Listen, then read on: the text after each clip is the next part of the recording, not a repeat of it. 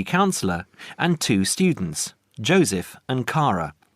First, you have some time to look at questions 1 to 5.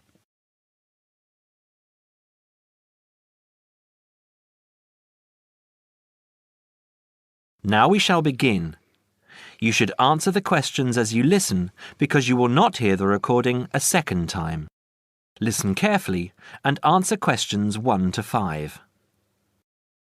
Hi, Joseph. How are you today? Fine, thanks. And Cara, how are you? Good. As we discussed on the phone earlier, I wanted to speak with both of you about the subjects you have chosen to study and how you are managing your time. Okay? Yes.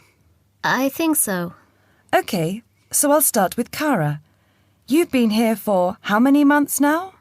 I've been here for 6 months. How are you finding it? It's good.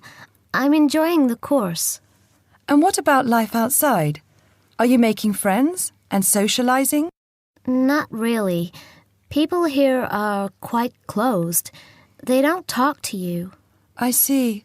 So, what do you do after classes? I usually go home and study, and I might go out for a walk, but never really with anyone. Sometimes my roommate Louisa comes with me, but she always seems to be busy. How is this affecting your schoolwork? I don't think it is, but I miss home. Cara, what I suggest for now is that you look into joining one of the social clubs on campus. There are a variety of them. You can go camping, skiing, snorkeling, painting, dancing, reading, horse riding, rowing. There's a list on the school website. Have a look and work out which one you're interested in and which suits your timetable. You'll meet friends that way and people who have the same career interests as you. As for the subjects you've chosen for a career in microbiology, I think you should look into dropping one of your subjects and picking it up again next year as a minor. You have a lot on your plate, and this will just cause great pressure. It doesn't mean that you aren't coping, but you're doing about 10 hours more than the average student a week. Think about it, and we can make another appointment to discuss it. When are you free? I have an hour free usually on Wednesdays at 11:30. Okay, good.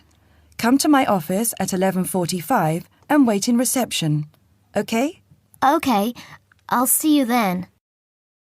Before you hear the rest of the conversation, you have some time to look at questions 6 to 10.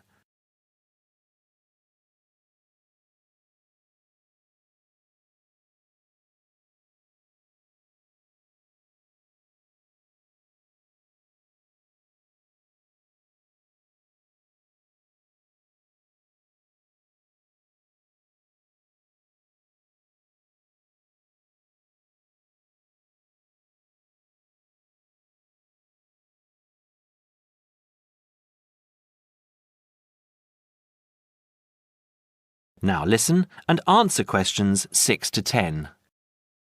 Joseph, how are you finding the university? I love it. It's very different from home. Life here is very much focused on study and also socializing through sport.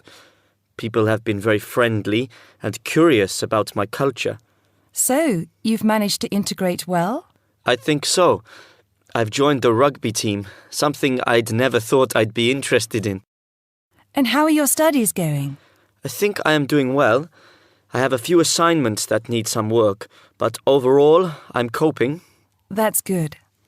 I'm happy that you're enjoying the university, but remember, don't let your schoolwork get too far behind, because it will pile up, and before you know it, you will be late handing in work. You know that there's a penalty for handing in work late? No, I didn't. You would have been told at the start of the course, during orientation. I don't remember. You need to remember these things. They are very important. You might be an excellent student, but if you consistently hand in work late, you'll be penalised and you might end up losing your degree over it. That's a lot of years of work, okay? Yes, I'll remember that. And also remember that you have to attend 90% of your classes. So far, you have missed 5 tutorials. Be careful here. These could also cost you your degree. Is there any particular reason you missed these classes? I'd been training for our rugby match the night before and, well, we went out afterwards and I slept past my alarm clock. Joseph, I know this culture must be very different from where you come from, but please try and be a little more conservative with your time. I think maybe you should spend more time on your studies and less time on socialising. The subjects you've chosen are intensive. I want you to spend 3 hours a night studying before you decide to do anything else. I'll make an appointment to see you in a month and we can assess your progress. I'll give you my business card. All my contact details are there. Call me in 3 weeks to organise another meeting. Do you have any questions for me? No, none. OK, I'll see you in a month.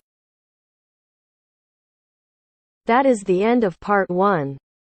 You now have half a minute to check your answers.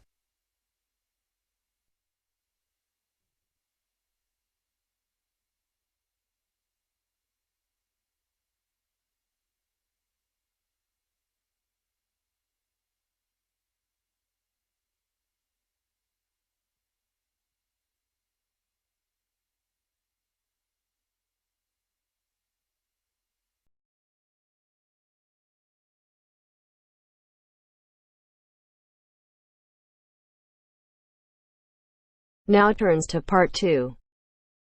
Part 2.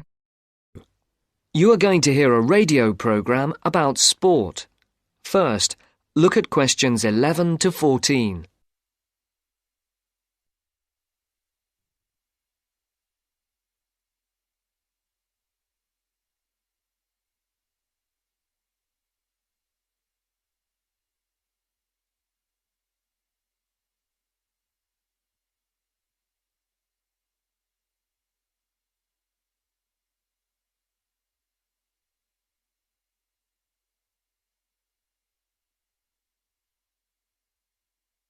For these questions, listen carefully and circle the correct letters.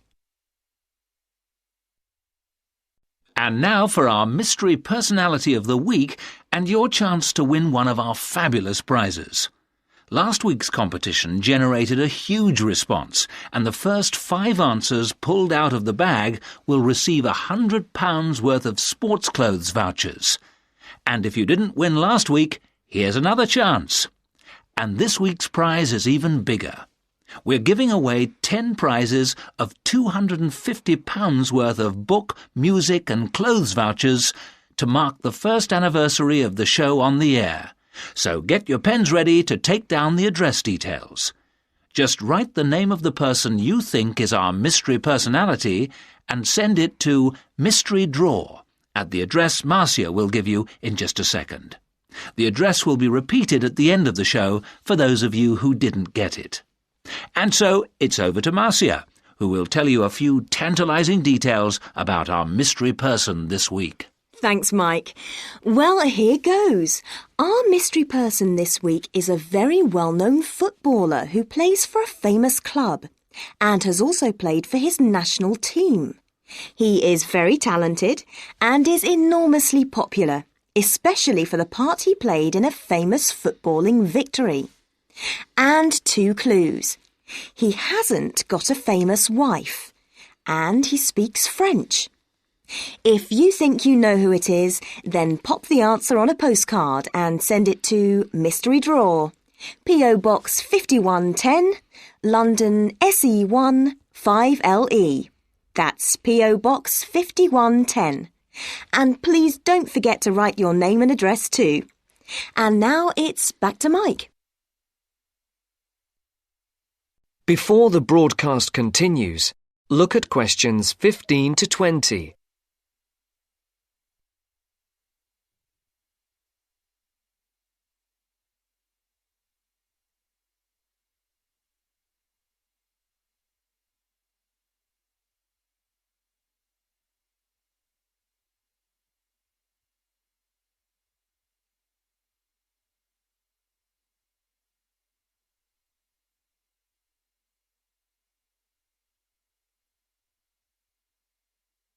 As you listen to the second part of the sports programme, answer questions 15 to 20.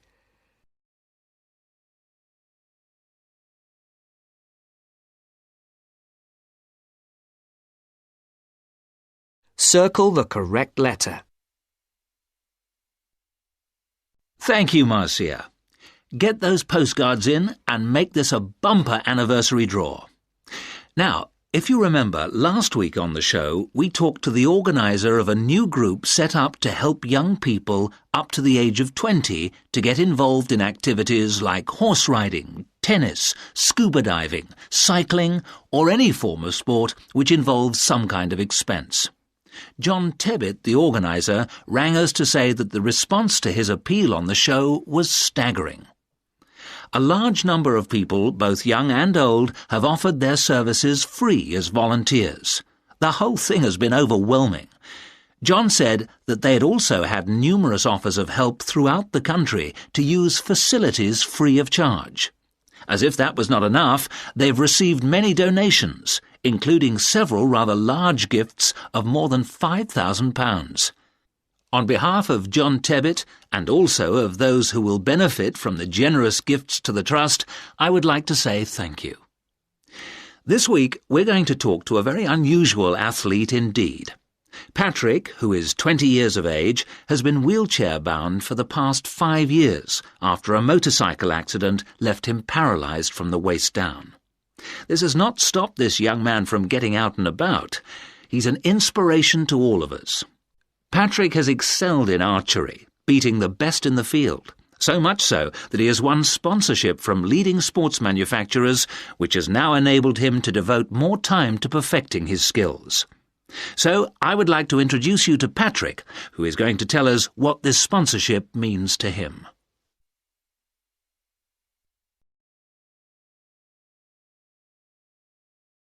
That is the end of part 2. You now have half a minute to check your answers.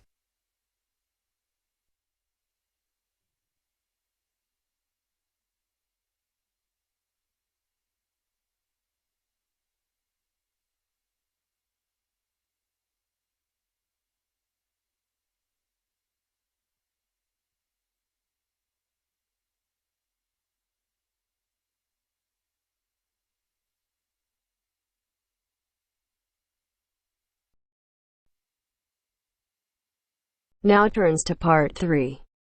Part 3. You'll hear a conversation among two students and their tutor about the presentation they are going to make at the tutorial class. First, you have some time to look at questions 21 to 26.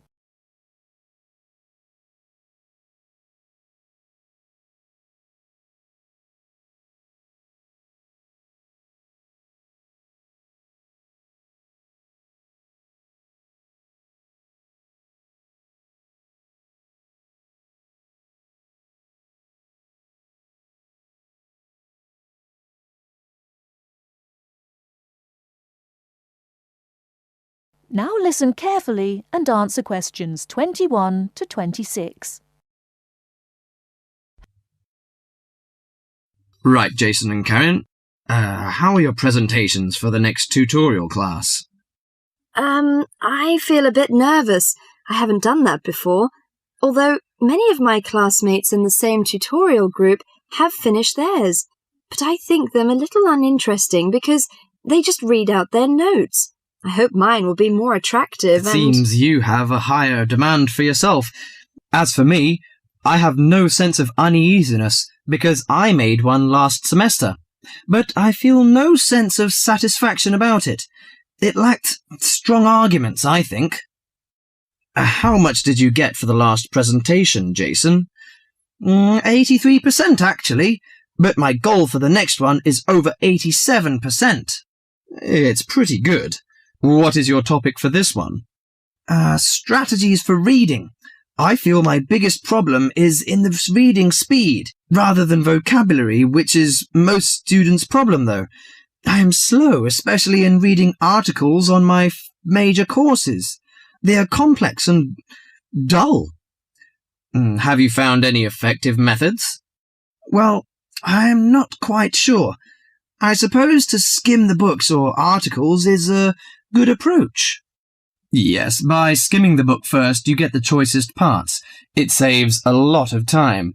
You don't have to read every word of the passage, but you have to learn to read certain parts intensively. Yes, I include that in my presentation. There is one thing I'm not clear yet. Why don't we make presentations more related to our major? Once you learn to write clearly, read analytically, and listen to lectures effectively, you'll begin professional tutorials. That means you should start from the basics. Well, Karen, how is your presentation? Before you hear the rest of the talk, you have some time to look at questions 27 to 30.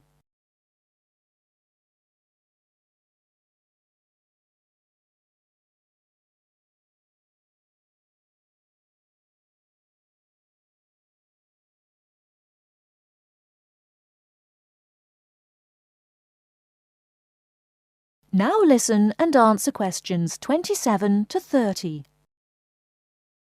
Oh, Karen, how is your presentation? I am still in a panic. I want to find some more interesting topics about writing, but I wonder what articles I can refer to, because there are so many of them. Did you get the list of the reading materials handed out last class? Yes, but there are over 20 on it. I have only a week to prepare, so I wonder if Let me give you some suggestions. You needn't read them all because some of them deal with the same issue. The article by Holsworth is really worth reading. It covers the aspects of organising the thoughts and ideas. Okay, Holsworth. You should also read the article by Jackson, but just look at the part on research methodology, how they did it. Right, I'll read that one. You should also read the article by Fisher, but just look at the part on the writing plan. That is, how to plan your writing in a systematical way. Okay, Fisher, got that. And if you have time, the one by Risewell says very relevant things. It teaches how to title your articles and make it appealing. You should finish the whole book. Okay. Now, the one by Burns, if I were you, I wouldn't bother with the whole passage. Just read the conclusion, which summarises the use of rhetoric. Oh, now I understand. Thank you very much. That is the end of part 3. You now have half a minute to check your answers.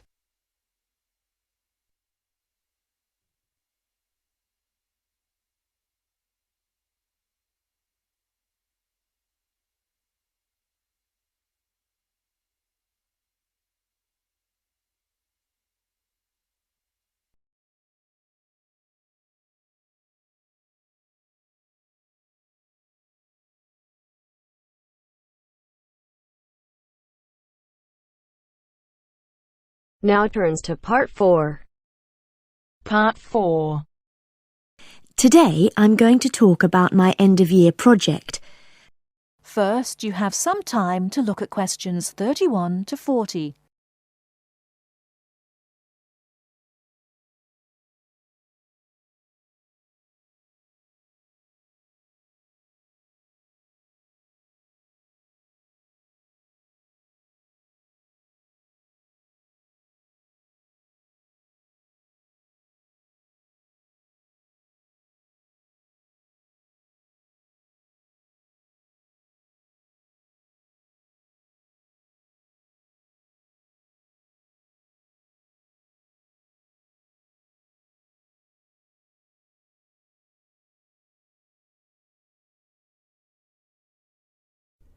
Now listen carefully and answer questions 31 to 40.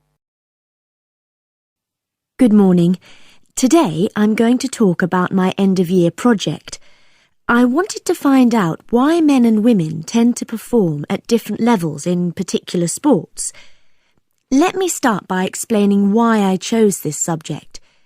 Now, as some of you may know, I'm an enthusiastic long-distance runner myself, but I have never felt particularly worried about the fact that I usually finish several minutes behind my male counterparts. How it all started was when a first-year student approached me because he'd read an article about why women swimmers never compete successfully with men and wondered if I could look into the issue in regard to running. My tutor confirmed that a lot of interesting research had been done on this issue, and also I knew that whatever I found out was likely to be useful in training programs I run at a local girls' school. So, I started doing some preliminary reading, and what I found out was a mixture of the expected and the unexpected. It didn't come as all that much of a surprise to learn that male runners have more muscle and women more fat, and this accounts for most of the difference in sports performance between men and women. This is normally caused by differences in hormones. A male hormone, testosterone, builds muscle, whereas a female hormone, estrogen, causes fat to accumulate. Of course, this was something that we learnt about very early on in sports science. But then I began reading about the nature of muscle, and this is where I found something that did surprise me. Men and women have exactly the same type of muscle fibers, which means that they are capable of fuel burning at the same rate. I was also reading some very interesting research on differences between the average height of men and women. We all know, of course, that men are much taller on average than women, but what this means is that women actually work much harder because they have to take a lot more strides to cover the same distance. I hadn't understood that before I read this research. So, I set up my own small-scale research project to investigate some of these points and a few others. I asked for men and women volunteers from the university running club, and I timed their speed in a race. Then I worked out proportions by dividing a person's running time by their height. And what I found was that by this measure, men were only slightly ahead of the women. For my second experiment, I put weights on the men's shoulders so that the men and women would have the same height-to-weight ratio. I found that under these conditions, the women actually ran faster than the men. In my last experiment, I decided to look at what is called elasticity by measuring how high the men and women could jump, and I found that my male and female participants had equal levels of jump power. That is the end of part 4. You now have half a minute to check your answers.